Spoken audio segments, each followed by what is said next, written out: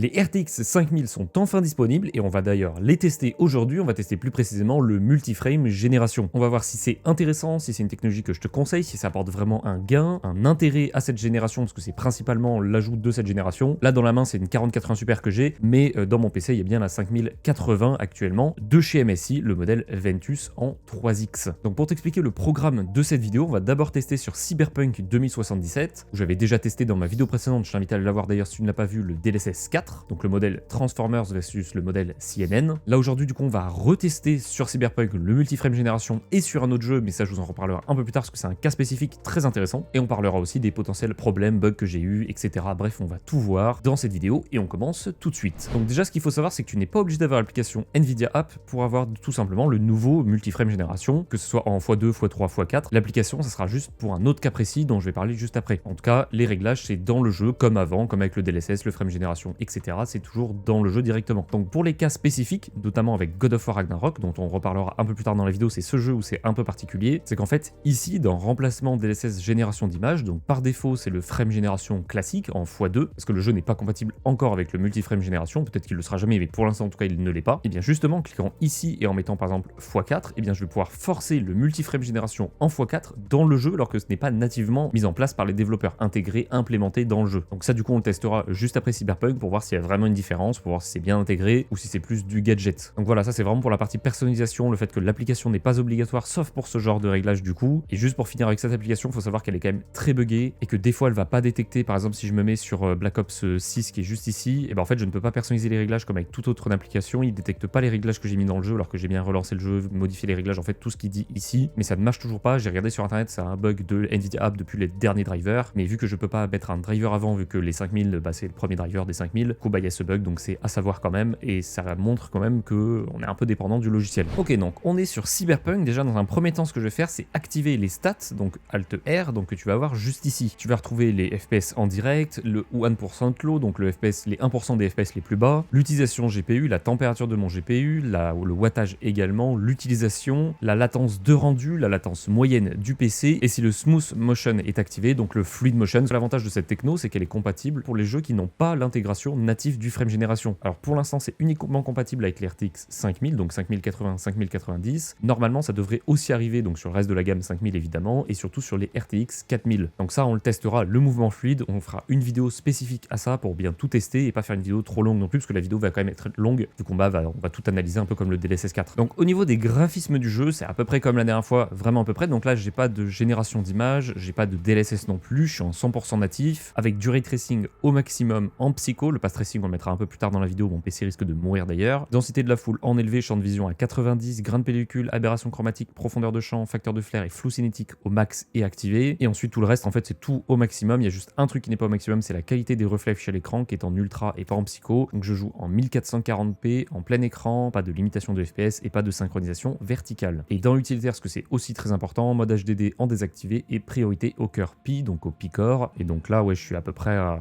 je suis un peu plus de 60 FPS quand même. Le 1% low du coup est calculé depuis un petit moment, enfin depuis que j'ai lancé le jeu, etc. Donc c'est pas forcément le plus intéressant à mettre, mais je le mets quand même au cas où. En termes de consommation on est correct, 300 watts ça va. Alors en termes de fluidité clavier souris en main, franchement ça va. Franchement ça va. La latence par contre est quand même assez élevée, en sachant que la latence de base va jouer sur la latence aussi finale avec le frame génération et le multi-frame génération. Donc ça sera intéressant aussi de regarder. Je ne sais pas conduire, c'est terrifiant. Alors du coup c'est vrai que je m'en rends compte aussi maintenant, mais je vais pas mettre le path tracing sans DLSS ni rien parce que mon enregistrement en fait va planter. Tout simplement parce que là j'enregistre depuis mon PC, donc les performances sont à peu près équivalentes. Et c'est ça aussi qui est intéressant, c'est que je voulais tester hors enregistrement. J'ai fait des tests alors très rapides, mais juste pour pouvoir comparer quand j'enregistre et quand j'enregistre pas les performances. Et du coup c'est pour ça que je peux te dire que les performances sont quasiment identiques avec un enregistrement OBS en 4K avec un débit quand même assez élevé. Je suis à 150 000 ou 200 000, dans plutôt 200 000 de débit, donc une qualité de toute façon que tu vois là actuellement va vraiment très bonne sur l'image, et pourtant je perds pas tant de FPS que ça, voire quasiment pas du tout. Après latence c'est plus compliqué de comparer, mais voilà, en tout cas en termes de performance pure c'est pareil. Ok, donc là j'arrive niveau centre-ville, en tout cas là où il y a quand même pas mal de bâtiments, je suis à 55 FPS à peu près. Donc si je m'arrête ici et que j'active le petit DLSS, mais cette fois-ci juste en mode qualité et en DLSS DLSS 4, donc le mode Transformer. Donc là voilà, on a plus facilement les 70, 75, 80 FPS, on va dire qu'on tourne plutôt autour de ça, que ce soit en ville ou là du coup plutôt en autoroute on va dire, avec un petit coin de ville, on monte même à 90, donc ouais, on peut facilement monter en fait à 80-90, et là l'expérience de jeu est très fluide. Alors niveau latence du coup, vu qu'il y a un peu plus de performance, il y a un peu moins de latence aussi, on est plutôt vers les voilà 30-35 de ce que j'ai vu. Et donc là du coup si on active le pass tracing, c'est le seul moment où je vais pouvoir l'activer parce que sans le DLSS mon PC il va juste mourir et l'enregistrement aussi je vérifie en même temps. Ouais, là avec un pass tracing, en gros on passe aux mêmes performances qu'on avait avant sans le DLSS et en ray tracing normal. DLSS 4 encore une fois c'est pas exclusif au RTX 5000. Donc là j'ai relancé le jeu dans paramètres graphisme, on voit bien que j'ai la génération d'images d'activer et en x2. Donc c'est-à-dire le frame génération classique que toutes les cartes graphiques de série 4000 en tout cas ont. Et donc là en termes de performance, on est plutôt à 100 FPS, 110. Et sur la latence, on est quand même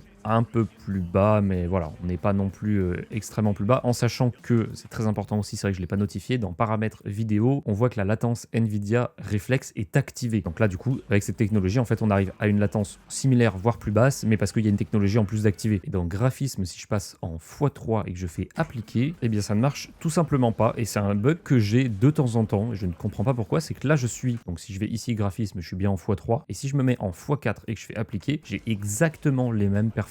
Voilà, on voit que je suis toujours à une centaine de FPS, c'est-à-dire exactement comme en x2 et comme en x3. C'est un bug que j'ai, je ne sais pas pourquoi. Bon, alors visiblement, ça ne marche même plus ce que je faisais avant, c'est-à-dire de mettre en x4 et après de pouvoir baisser. Là, ça marche plus du tout, donc je suis obligé de mettre à chaque fois de relancer le jeu, d'aller sur Nvidia App et de mettre x3, x4 ou le paramètre par défaut, donc x2. Donc c'est pas grave, je vais faire des coupures à chaque fois, mais en tout cas, en x3, du coup, on est plutôt autour des 150 FPS à peu près. On est sur une latence plutôt acceptable quand même. En tout cas, clavier-souris, je vois pas vraiment de différence. Alors j'ai une sensation quand même un peu particulière. Je sens qu'il y a un truc qui est un peu bizarre dans la fluidité des mouvements de souris notamment, et sans que ce soit non plus désagréable. C'est juste un peu perturbant, mais je pense que c'est parce que c'est plutôt que j'ai pas l'habitude. Et on voit que visiblement la consommation a augmenté et la température aussi, parce que du coup la création de nouvelles images ça prend quand même des ressources, ce qui fait que la latence aussi augmente. C'est parce que le PC en fait, même s'il a plus de FPS, ça demande quand même plus de ressources, donc la latence de base qui est après augmentée est plus élevée. Après là honnêtement, en pass tracing 160 FPS c'est largement jouable. Avec la latence là franchement il n'y a pas de problème vraiment dans le ressenti. En tout cas souris en main j'ai vraiment l'impression que c'est différent. Vous me direz en fonction de ce que vous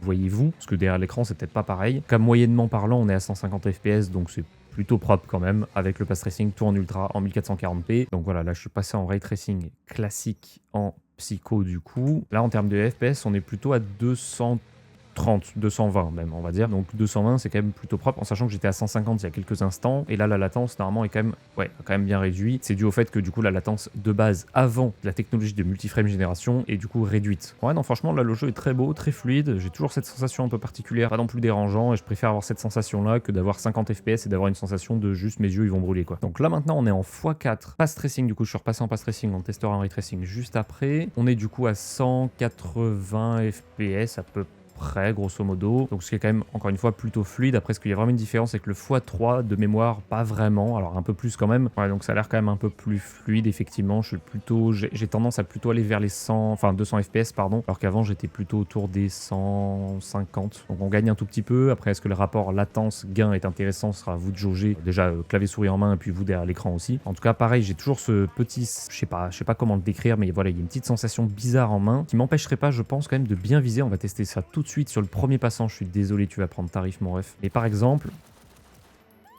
j'ai pas l'impression qu'en visée ce soit vraiment... Alors ça crée quand même du flou. Ouais, ça fait quand même un peu plus flou. Alors après j'ai flou de mouvement aussi. Donc on va désactiver le flou de mouvement juste pour voir si c'est ça. Donc flou de mouvement, on l'avait juste ici, flou cinétique désactivé. Donc on va voir déjà si c'est ça. Alors ça jouait quand même un peu, mais voilà, il y a quand même une petite sensation de flou, mais pas non plus dérangeante. J'arrive quand même bien à voir, même de loin. C'est vrai que de loin ça a l'air quand même... voilà. J'ai pas forcément un aim de qualité, mais voilà, ça vise à peu près là où je veux. J'ai pas l'impression que la souris est décalée ou que c'est problématique quoi. On va tester ça tout de suite, je suis désolé, mais vraiment, faut qu'il y en ait qui prennent tarif dans la vie aussi. Ça a l'air quand même plutôt pas mal en termes de visée, j'ai rien à dire. Ça a l'air effectivement plutôt sympa. Donc là, ce qu'on va pouvoir faire, c'est passer en mode ray tracing et pas en mode pass tracing. Donc on enlève le pass tracing, on fait appliquer, on remet le même effet que j'ai enlevé qui était juste ici, qu'on remet du coup dans les mêmes valeurs pour avoir les mêmes performances, enfin la même comparaison du moins. Et du coup là, si je retourne dans le jeu, en termes de performance, le temps que ça recalcule, on est à 250 à peu près, 250, 260, avec du ray tracing et tout. tout, c'est plutôt propre. Après, est-ce qu'il y a vraiment une grosse différence avec du x3 entre le x3 et le x4? J'ai pas non plus l'impression. Alors là, de ce que je vois et de ce que je peux comparer avec ce que j'avais noté, il y a une légère perte, vraiment très légère, peut-être de 10 FPS, vu que j'ai l'enregistrement sur OBS, quand il y a le frame génération en tout cas d'activer. Sinon, voilà, ça reste plutôt similaire, donc ça c'est plutôt agréable. Hop, oh, j'ai fait exactement ce que je voulais. Et donc là, ce qu'on peut regarder, du coup, c'est sans ray tracing, vraiment en pure qualité, entre guillemets, donc sans ray tracing, appliqué, donc avec tout pareil, en DLSS 4, en qualité, avec la génération d'images en x4. Et là, normalement, on va avoir un jeu beaucoup plus haut en termes de FPS. Là, on est plutôt à 340, pardon. Donc voilà, là, on est quand même plutôt pas mal. Je vais pas retester en x3 et en x2 sans le ray tracing. Et que de toute façon, là, on voit que, voilà, on a 350 FPS. En gros, on est très large sur un jeu solo comme ça pour jouer. Donc le x3, ça largement utilisable aussi. Et le x2, c'est le frame génération qu'on avait déjà essayé. Donc il n'y a pas forcément besoin de revenir dessus. En sachant que pareil, je pourrais très bien aussi aller encore plus loin, tester par exemple en équilibré, où je verrai pas forcément de différence de qualité. Et là, normalement, les FPS vont également augmenter. Voilà, on est plutôt autour des 370. Donc là, pour mon écran 360 Hz, par exemple, c'est parfait. Alors, donc là, je suis sur mon deuxième écran qui est bien du coup en 4K, comme on peut voir ici. Dans graphisme, je vais me mettre en mode performance, parce qu'il y en a beaucoup qui m'ont demandé, avec la génération d'images en x4, tout en élevé, sans ray tracing. On mettra le ray tracing juste après pour voir. Et comme ça, je peux faire un test du coup en full ultra. Vraiment, là, le jeu peut pas être plus beau. Alors, il peut être en 8K, mais ça sert pas à grand chose. Donc là, du coup, on peut voir. Alors, il n'y a plus les FPS comme tout à l'heure parce que ça se met sur mon écran principal, vu que là, c'est sur mon écran secondaire que je joue. Donc là, j'ai à peu près 250 FPS avec donc le mode performance pour le DLSS 4 et c'est quand même très beau. Alors là, je regarde mon écran secondaire, mais même si je regarde mon écran principal, c'est quand même vraiment très beau et je vois pas de différence avec le natif. Alors, si je regarde en m'approchant vraiment au max de mon écran, c'est possible, mais mon écran faisant 43 pouces, j'ai pas forcément besoin de m'approcher à max. Donc franchement, il n'y a pas de problème de qualité, de rendu, voilà, c'est tout vraiment très propre. Donc là, je suis en performance ultra et j'ai pas l'impression. Si, je vois quand même. Si, je le vois quand même. Ok, j'allais dire, j'ai pas l'impression de le voir, mais si, je le vois quand même bien sur certains endroits. Si je me fixe vraiment sur la voiture en elle-même, je vois pas vraiment de différence. Si je commence à regarder un peu plus loin, effectivement, c'est quand même tout de suite beaucoup plus moche. Et en termes de FPS, bon, là, on est plutôt à 322 à peu près. Et en latence, du coup, vous l'avez pas, mais je vous le dis là à l'oral, du coup, on est à 30 ms à peu près. Ouais, c'est ça, on est à entre 29 et 31 ms, grosso modo. Donc ça va, ça reste largement jouable, il y a pas de problème de latence. Et c'est du coup, j'active tout au maximum, littéralement en 4K du coup. Donc si je mets du coup le ray tracing et même en fait le pass tracing pour vraiment tout pousser au max et qu'on passe pas en mode performance mais en mode équilibré qui restera quand même du coup très beau, et bah là en termes de performance on est à 113 FPS grosso modo, 110 FPS. Par contre la latence elle est horrible. Je suis à 60 ms et je le ressens directement. C'est abominable. Je suis même à 70 ms. Donc là, par contre, il va falloir me faire confiance. C'est pas affiché sur votre écran, mais je suis à 70 ms. C'est vraiment horrible. Et en ressenti comme ça, c'est dégueulasse. Voilà, c'est vraiment dégueulasse parce qu'en fait, sans la génération d'images, je suis à des FPS très bas, donc à une latence très haute. Donc c'est vraiment ça qui est important, c'est que si tu as une latence très haute parce que tu as très peu de FPS, c'est là où le frame génération, ça va être assez compliqué de l'utiliser. Bon, après, là, j'étais en pass tracing. Si je me mets juste en ray tracing ultra, normalement, ça va être beaucoup plus jouable. Donc là, en ray tracing ultra, je suis plutôt à être 50 de ms et là ça c'est limite. Voilà, il y a des passages où je sens un peu que c'est un peu compliqué caméraman parlant même, mais sinon voilà, ça reste quand même plutôt propre. Donc en gros, pour jouer en 4K avec le ray tracing, ça sera plutôt en mode performance, je pense, et peut-être pas en psycho, peut-être plus en ultra, on va voir s'il y a une différence ou pas. Comme ça, au moins, pour les gens qui me demandaient et qui jouent en 4K, vous aurez la réponse. Et là, c'est beaucoup plus jouable, je suis plutôt à 40 ms, et là, pour le coup, c'est vraiment très bien, là. Je suis entre 40 et 50, pour être précis, et c'est vraiment très bien. Et en termes de FPS, je suis à 200, donc là, mon écran 4K, c'est un 120, ou même 144, en tout cas, voilà, ça reste largement suffisant pour jouer avec, quoi. Donc franchement, pour faire une conclusion globale de ce multiframe génération, c'est très bien, mais ça dépend des cas de figure. En fait, c'est très bien si ta latence de base n'est pas trop haute, parce que sinon la latence finale va être beaucoup trop haute. Là par exemple je suis à 40 ms avec frame génération x4, donc c'est largement jouable, il n'y a pas de problème, surtout sur des jeux comme ça. Je précise surtout sur des jeux comme ça, parce que dès que tu vas jouer à des jeux compétitifs, du Call of Duty, du Battle Royale, donc même avec du Fortnite, du Apex, etc., là ça va être beaucoup plus problématique, parce que la latence est beaucoup plus importante pour des jeux solo, c'est pas qu'on s'en fout, mais un peu plus. Bien que quand j'étais à 60 ms tout à l'heure avec le pass tracing, je voyais la différence, et c'était vraiment injouable, même si sur le papier en fait j'avais 100 FPS je crois. Bref, j'avais des FPS qui étaient normalement jouables, mais la latence rendait la chose vraiment instable. Donc voilà, c'est vraiment une très bonne techno que je trouve vraiment très intéressante pour des écrans à haut taux de rafraîchissement, donc 144 potentiellement, mais potentiellement plus aussi. Donc mon écran 360 par exemple, c'est parfait. Un écran 500 Hz par exemple, bon, je trouve ça aberrant et abusé, mais techniquement ça pourrait passer aussi, et sans forcément faire des sacrifices sur la qualité globale du jeu. Je vous laisse de toute façon me dire en commentaire ce que vous en avez pensé en termes de qualité, de fluidité et de ressenti derrière l'écran. Et comme du coup je disais, souris en main, voilà, il y a une petite sensation un peu bizarre qui fait que voilà, il y a un petit temps d'adaptation à avoir quand même, mais je trouve que c'est quand même très propre le rendu. J'ai également pu du coup vous montrer, vu que vous m'aviez demandé en 4K le DLSS performance que tu as donné, le DLSS 4 en mode performance. Donc vraiment n'hésitez pas à me dire ce que vous en avez pensé, c'est très très important. Il y en a qui voient des différences. Dans ma dernière vidéo par exemple, il y en a qui ont vu des différences. Moi j'en voyais pas, d'autres non. Donc voilà, vraiment n'hésitez pas, ça fait vraiment un avis global, ça permet de partager, débattre, etc. C'est plutôt intéressant. Donc là on va pouvoir tester directement sur God of War Ragnarok, sur un jeu du coup qui n'est pas nativement pris en charge avec le multiframe génération. Alors petite coupure après enregistrement pour tout simplement préciser quelque chose que je n'ai pas précisé de très important, c'est que tout ce que j'ai dit c'est bien beau, mais ça s'annule entièrement le gain du coup et l'intérêt du multiframe génération, même du frame génération classique, si le jeu ne l'implémente pas et ne l'intègre pas correctement, comme c'est le cas avec Indiana Jones, que je vous ai déjà parlé quand j'ai fait la vidéo sur les RTX 5000, où je disais que dans mon cas, le frame génération, même avec une RTX 4000, donc frame génération classique, était vraiment inutilisable sur ce jeu. J'ai réessayé, c'est toujours pareil. C'est-à-dire que de l'activer, ça va plus faire laguer visuellement l'image que sans l'activation. Donc en fait, ça perd tout son sens et ça n'a aucun intérêt parce que c'est vraiment injouable. Donc il y a quand même des cas de figure comme ça. Après, Indiana Jones est un jeu Bethesda. Même sans le frame génération, le jeu est extrêmement mal optimisé sur PC en tout cas. Donc voilà, c'est un cas à part, mais ça reste quand même important de le préciser et de le notifier. Donc je t'embête pas plus, je te laisse avec la continuité de la vidéo. Et donc pour ce faire, comme je l'ai montré, tu vas sur le jeu sur Nvidia App, tu descends en bas dans les réglages un peu plus avancés et dans génération d'images, tu cliques juste ici et au lieu d'utiliser les paramètres 3D par défaut, tu vas mettre x3 ou x4. Bon là pour le jeu, je vais mettre en x3, comme ça je fais un réglage moyen. Et si on voit que j'ai vraiment beaucoup de FPS, on passera pas forcément en x4 parce que ça sera largement suffisant le x3. Et après si je suis vraiment curieux, je pourrais lancer en x3. Je pense honnêtement je vais faire du x4 aussi pardon, parce que c'est vrai que ça m'intéresse quand même de savoir x3 et x4 la différence, mais comme on l'a vu tout à l'heure sur Cyberpunk en tout cas, il n'y a pas une grosse différence. Donc là on est sur God of War Ragnarok, un de mes jeux, enfin non pas un de mes jeux, mon jeu préféré qui existe de tous les jeux confondus, je veux rien savoir. Donc là ce qu'on va faire dans un premier temps, c'est qu'on va se mettre sans frame génération et sans Nvidia Reflex, on le mettra après sans le frame génération pour pouvoir quand même comparer, et sans DLSS, on va se mettre vraiment en natif et en full ultra tout au maximum. Et l'avantage du jeu c'est que j'ai pas besoin de redémarrer à chaque fois pour mettre le frame génération, donc ça sera quand même plus rapide. Donc je vais directement lancer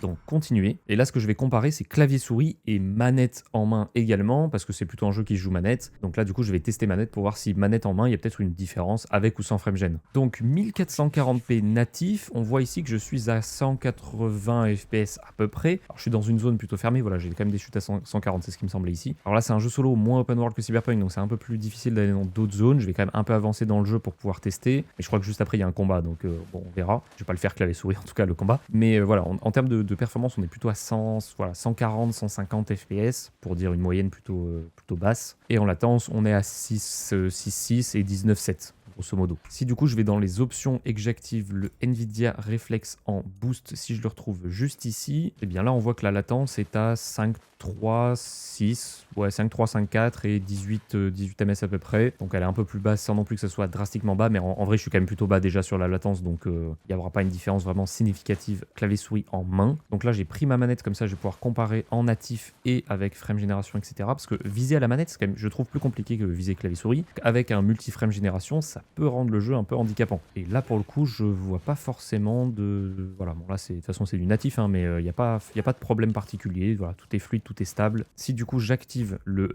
DLSS dans un premier temps pour voir déjà la différence de performance, donc un petit DLSS en qualité, c'est vrai que je pourrais mettre du DLAA aussi, mais là c'est plutôt qualité, donc qui me fait calculer cette résolution là. J'aime bien quand les jeux le notent, c'est quand même assez intéressant. Et donc je suis toujours en réflexe on plus boost. Si je reviens en arrière, ici on voit qu'en termes de performance, donc je suis toujours manette, je vais garder la manette là pour le coup, plutôt à 200 fps, ce qui est plutôt clean, 200, 210. Dans cette zone où j'étais plutôt à 140, je suis plutôt autour des 160. Donc voilà, il y a quand même un gain intéressant, sans réduction de la qualité, sans augmentation de la latence et sans une sensation un peu bizarre de fluidité, quoi. Donc la DLSS, vraiment, c'est une technologie que j'aime beaucoup, qui en mode qualité en tout cas ne change pas du tout la qualité, surtout avec le DLSS 4. Donc voilà, bon, il peut y avoir quelques bugs quand même, mais ça reste quand même plutôt léger. Si du coup j'active dans les paramètres le frame génération en... du coup je peux pas choisir en fait, vu que c'est pas implémenté nativement. Donc là en fait je l'active comme c'était le frame génération classique, mais en fait je suis bien en frame génération x3. Et ça va se voir tout de suite en termes de performance. Voilà, là en termes de performance, je suis à 350 fps, 370, d'accord, en x3, pourquoi pas. Donc voilà, je suis quand même à...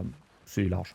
c'est large. Et manette, ça a l'air quand même plutôt pas mal, même si j'ai une sensation de... J'ai beaucoup moins la sensation justement de fluidité un peu étrange, on va dire, que j'avais avec clavier-souris. Là, si je passe clavier-souris, est-ce que je l'ai toujours? J'ai l'impression que je l'ai quand même moins que sur Cyberpunk. Alors, est-ce que c'est parce que la zone est peut-être moins compliquée à charger? Est-ce que ça peut être pour différentes raisons? Mais ça a l'air quand même plutôt correct, hein, en vrai.